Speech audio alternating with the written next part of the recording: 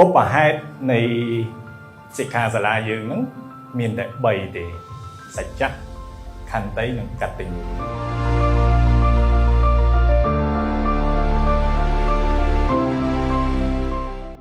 ទី2ខន្តីដូចមុនហ្នឹងដូចយើងស្ទះយើងចេញមកស្ទះបាត់ហើយជួនកាលយើងមួម៉ៅដោយសារមិនតាន់កៅឆាយហ្នឹងស្ទះបាត់ហើយអស់គ្រប់តុងចិត្តស្ទះតែអញ្ចឹងធ្វើឲ្យយើងមួម៉ៅជួនកាលយើងអបិយជំនឿយើងមិនមែនថាមិនឲ្យជឿទេប៉ុន្តែបើយើងជឿទៅវាអត់ប្រសើរកុំជឿអីខ្ញុំគិតអញ្ចឹងណាបើជឿប្រសើរជឿទៅតែបើជឿមិនប្រសើរទេគួរតែកុំជឿអី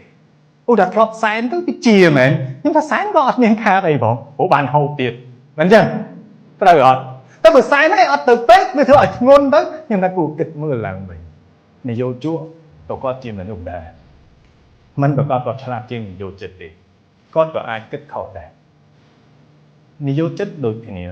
អញ្ចឹងលុះត្រាតែយកយល់ទៅវិញទៅមកអញ្ចឹងបានកូនចៅយើងអាចប្រកាន់មេដែរ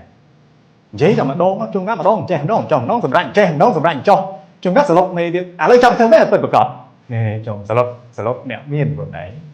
ឃើញអត់ហើយសរុបគេអញ្ចឹងហើយបានឡើងប្រាក់ខែអត់ចុះហ៎អញ្ចឹងលុះត្រាតែយើងខន្តីដែរនយោជកដូចគ្នាដែរចឹងហើយបានឲ្យមានព្រមវិហារធម៌ពីព្រោះហេតុមិនងាយមាននរណា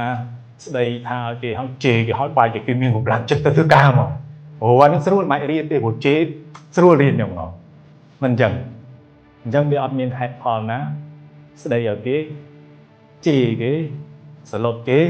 គំរាមមកតែដកគេឲ្យបាយគេខំប្រឹងធ្វើការ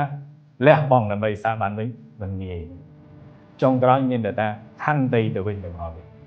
ដែលអាចធ្វើឲ្យមនុស្សយូរអង្វែងបាន